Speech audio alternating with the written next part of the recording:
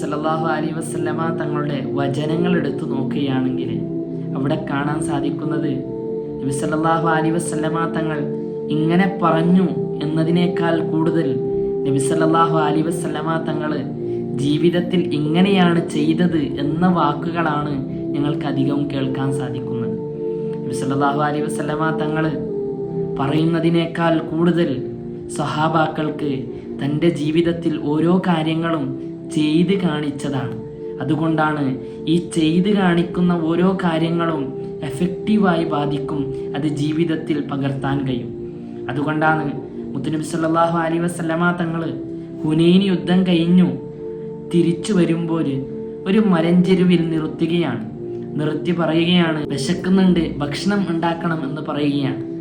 അപ്പോഴാണ് പ്രവാചകർ സല്ലല്ലാഹു അലൈഹി വസല്ലമ തങ്ങൾ സഹാബാക്കളോട് വിറക് ശേഖരിക്കാൻ പറയുന്നുണ്ട്.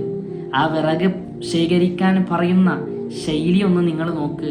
നബി സല്ലല്ലാഹു അലൈഹി വസല്ലമ തങ്ങൾ നേതാവാണല്ലോ, അവരോട് പറഞ്ഞാൽ മതി, നിങ്ങൾ വിറക് കൊണ്ടുവരൂ എന്ന് പറഞ്ഞാൽ മതി. പക്ഷേ നബി സല്ലല്ലാഹു അലൈഹി വസല്ലമ തങ്ങൾ അങ്ങനെയല്ല പറയുന്നത്, ഞങ്ങൾക്ക് വിറക് കൊണ്ടുവരാം എന്ന്.